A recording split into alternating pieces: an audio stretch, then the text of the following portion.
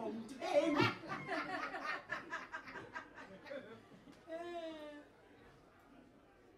Close your eyes, feel the night creeping over.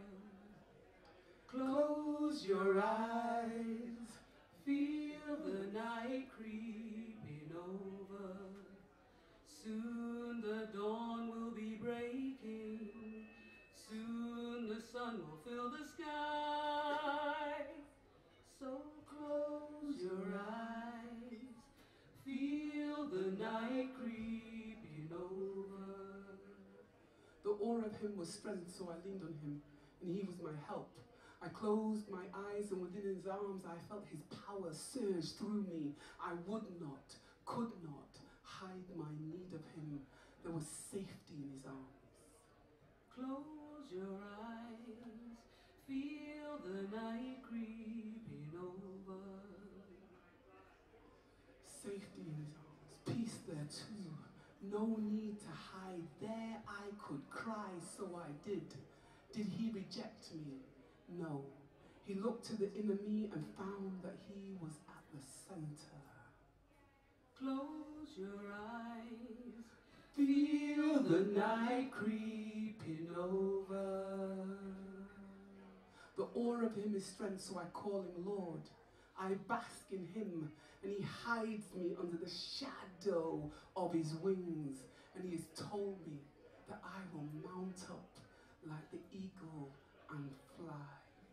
Close your eyes, feel the night creeping over.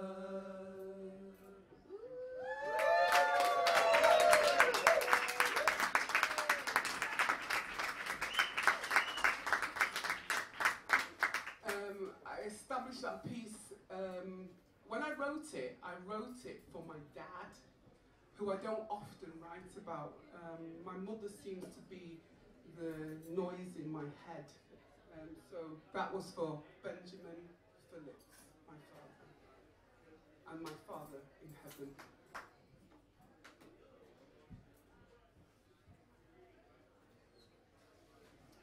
So, is my daughter back? Hi. Okay. She did abandon me, you know, and go about she business with she friend. And we was getting dry cross from people in the audience say, how your daughter gone about she business? But she's back and this is for her. And I will keep on doing this because I can't see you and I want to see you and I can't read, you know, it's that time, isn't it? All right. And this is called Why You Should Still Have 9 Night. Yeah, no, say anything more. Does everybody know what 9 Night is? All right. Reese, watch the clap. Gather unto me, I say. Let me teach you our history. How the powers that be were too afraid and were gathering numbers in the English cities that they wouldn't allow us to bury the dead on a Saturday. For the hallowed ground would not be able to hold the family and the friends close and extended that would come. They underestimated the power, the force that causes the chain reaction, like when a fire take a feel on hot, dry days when dust turns to ash. Gather unto me, I say, those of you who wear the black cloth perpetual, midweek and always on Friday. You said you don't know when you became a partaker of this ritual, when you became fettered to the 9 Night and a frequent visitor of the house of the dead. Gather unto me all who embrace the idea of the gathering, for it gains momentum when the first call goes out to anti-churchwoman and brother man Shabines. She gathers and gathers the brethren unto herself at first, then unto the house of death. She comes with Bible and redemption in her hand and heart. They hold the rod of correction in love, in the hope that one soul will be saved from the fire that quenches not, and the worm that dieth not. He comes with the fire of Ray and nephew, Cain White, a different hot. His tongue is laced with bomber clot, ras clot. He too makes the call to come, and they come with ivory dominoes and embers of fires like soothsayers and mystics. They come with the knowledge to read the cards in your hand. They are the men and the women that can find the six you hold. He comes also with the herb of Solomon, Rizla, and no regrets. Gather unto me, they say. The two come together in union, sinner and saint. They eye each other suspiciously, but come together at the gathering at the house of sorrow and joy. There they tell stories and reminisce of good days and bads, of church outings and blues parties, of summers and winters, and rice and peas and corrigo in the dinner flask, of Sister Gordon, our lost evangelist, on the road to Hades. When we asked her, what were you doing? She said, I was doing God's work. What were you doing? We were riding the Big Dipper, and we laughed and cried and took moments at the gathering. Someone raises a song, we shall gather by the river, while someone shouts six and the domino crashes onto Mama's good dining table, and we take moments to drink and to groan and to mourn and to cry and to remember. We pour over old photographs on, laughing at the clothes we would not wear today. We see images of our dead and our living together, reminding us how the time we have together is short, is short, is short. Live, Mama said. Love, Mama said. Do, Mama said. But don't forget the way of we people. It is important to gather unto ourselves. Amen.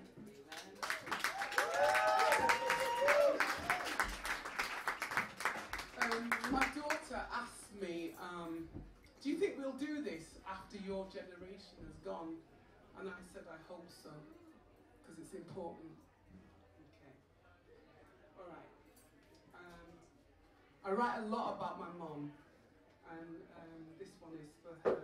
It's called Mother B's Establishment. 285 Moss Lane East Street. You know why I'm thrown, don't you? Okay. I'm sorry, Shirley. 285 Moss Lane East. A place where you can find. Alright, I'm going to start again. This is because of Reese. Give us some clicks. I'm going to start again because Reese said you can't live on the street and also live on the lanes. And I didn't see it until, and now every time I start the poem, right, you know, because you know. Alright, okay, I'm going to start again. 285 Moss Lane East.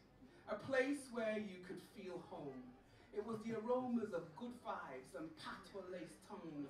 Mother B's establishment where Harabella Fonte, O Island in the Sun was on repeat.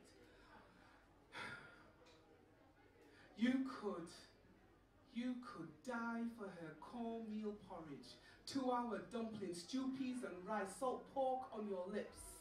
Mother B's Irish moss, Guinness punch, came with a warning, helped a brother to kiss right. She rented rooms for the night. She descends into the cellar, turns on the red light, sets up the bar for the night. Her house was the spot after the arena was shut.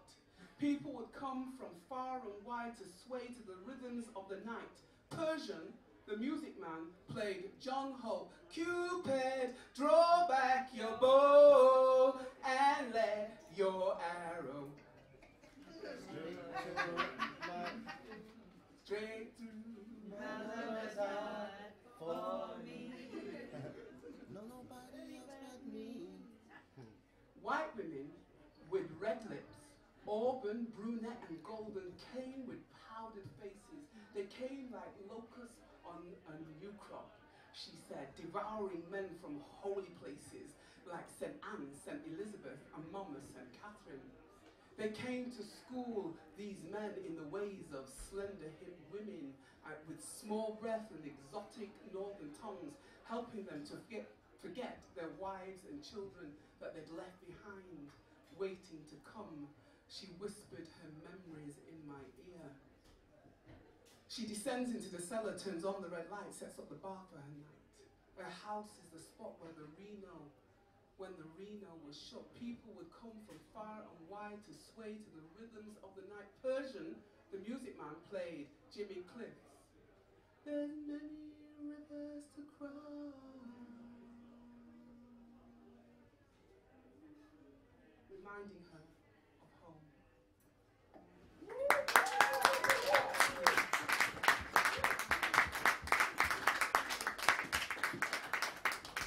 So that was Mother B's establishment. Man. The white women in powdered faces, that wasn't me. That was Mom. That's my disclaimer. That's my disclaimer. Okay. There's a new poem that I want to do and it's brand new. And I literally was sat in the car editing it. Sat in the car editing it. Don't make that go down there. And I write about, I'm a narrative poet, so my voice is always a storyteller, I think. Yeah? Do you think it's a storyteller? Yes. Yeah? Yes. Okay. I think it's a storyteller. Where am I now? Okay, this is that house, that same house. And I read this because I have another poem that this one sets up. So, the house with 10 rooms. Sad cafe. The house with 10 rooms, 1 bathroom, 2 kitchens. In that house, my mother would never stand for another woman in that space. Just her and a cockroach who helped her cook for the people who passed by. But he is a whole nother poem called Romford. Ladies of the night frequent the house to get warm for a bit or to buy her soup that held her Jamaica inside its taste, or to stand by the cold fire. In the back room where stories unfold, she told, ladies of the road frequented the house to get warm for a bit, or to buy some soup that held her Jamaica inside its taste, or to stand by the cold fire. In the back room where stories unfolded. So too did lonely men whose wives had long closed doors after 6 kids and no contraception, Mummy said. They came and ate turned cornmeal with onion and saltfish, pig foot and butter bean. It didn't look good, but them like it. There was a grey cooker in our room. Not in use now. It's where we girls pretended to cook like her. Georgie, my big sister's bed was by the white oven door. 2 double beds for myself, my sister D, my sister O, my sister M. M was the other mother in the house, in charge. Only she was only 11. My brother, Uncle Graham, Papa G, Daddy, had the room next to the second kitchen, a room of his own, where he read Spider-Man comics and played teacher. He would only give you a sherbet lemon or a little bit of orange sherbet if you learned to read, because he could read, you see. 5 rooms were occupied by the sixpence people. They put sixpence into the meter to get gas in their room, or was it electric? There was a woman-man, a Bayesian, a man from Africa, the Jamaican, his white woman, and the other white couple who were police plants, Mummy said. The house got raided just after she gave them their marching orders, so they were definitely police plants. But I don't remember. The people who lived in the house had strange names like Wolverhampton because he came from Wolverhampton. Bigger because he was 6 foot tall. Don't get me wrong. It's the first time I'm reading this, you know. Come on now. I'm laughing with you. Bull sitting was Indian or something like that.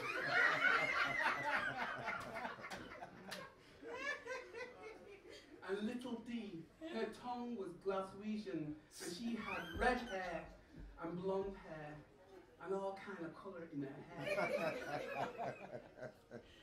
She was the woman of someone in the house. Doc, the African, from somewhere in Africa, Mama refused to pronounce from where. Karen and Dave, the Welsh informers. Then there was Troops and Gugu. They came in on a Friday and a Saturday to the Shebeen. I heard they had 20 children between them. They loved the red lights, black men, reggae music, and ska, and a little white rum. And only found the cellar at weekends. In this house, there was Guinness punch and dancing, and I can't remember anymore. Thank you.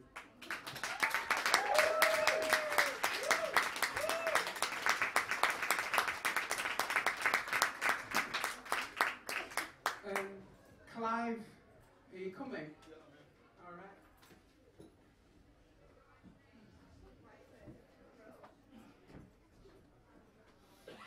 So I used to belong to this collective with this wonderful man here, Chris Jam, and Clive, and other members in the audience, Akil, and who else is here? J-Def, Rev Paul, who's coming up afterwards. And I like to jam off a little bit of something. I don't know what I'm doing, you know. I'm going crazy. We don't believe you. We don't believe you. Okay. Clive, So I mentioned come to the light. Shall we move Shirley over a bit? No, he wants Clive in the light. Shall we move you over a bit? Thank you. Yeah, lovely. Were you going to see with that light there? Like that? Yeah.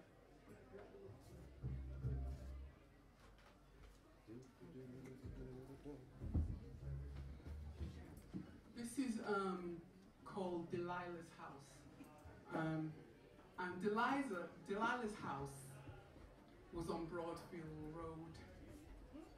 And does anybody know about Broadfield Road in Yes, Washington? Okay. Well, there was a delightful house on Broadfield Road. And I changed the name of the person who owned the house because she was a close friend of my mother's. I don't know how they communicated though, because one was deep Jamaican St. Catran, and the other was, I won't tell you so you don't know, keeping anonymity. But Delilah had a house, and Delilah's house was very interesting.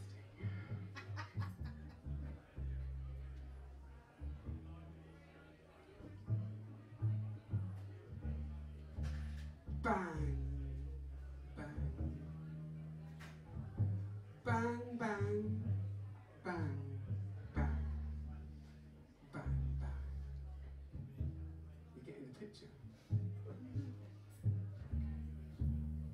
Just let me bend you this way and that. It's March and we can do this until December. Bang, bang.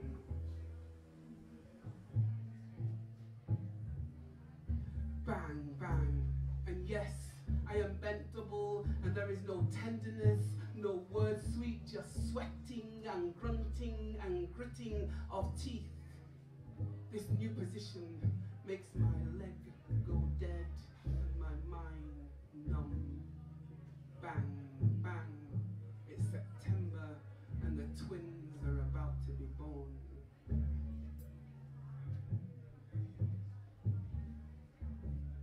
Bang, bang, the nurse shouts, we need the stirrups.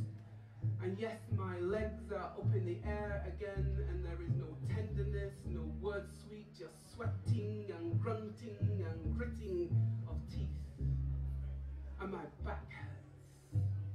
And it's spring, and this work is too hard. My mother said, it's honest work though. But my spirit does not believe her, and it's March again, and it's bang, bang. They grow in me. They are mine, and I am theirs. And that's how it should be. That's what my mother said. Whilst taking the money from my next trick, and it's March again. And spring is on its way, and the green shoots are growing up through the soil in the front garden. Isn't that how it's supposed to be? Bang, bang, bang, bang, bang, bang, bang, bang, bang, bang. My mind wanders aimlessly, searching the faces of these men who frequent this house, looking for signs of some kind of connection, and wondering what the name of my child's father is. But it's okay. I'm sure it doesn't matter. Mr. X, my mother said, as she gave me the keys to the brothel and told me it was my turn in this game. It was my turn to turn the key to unlock the lock. For there is many a trick in this game, and she had taught me them all. And yes, it's March, and the twins are now 4, and I have not named them yet. They were made with sex, not love. And I was hoping their father would come back, and together we can name them. And I wait, and I wait, and it's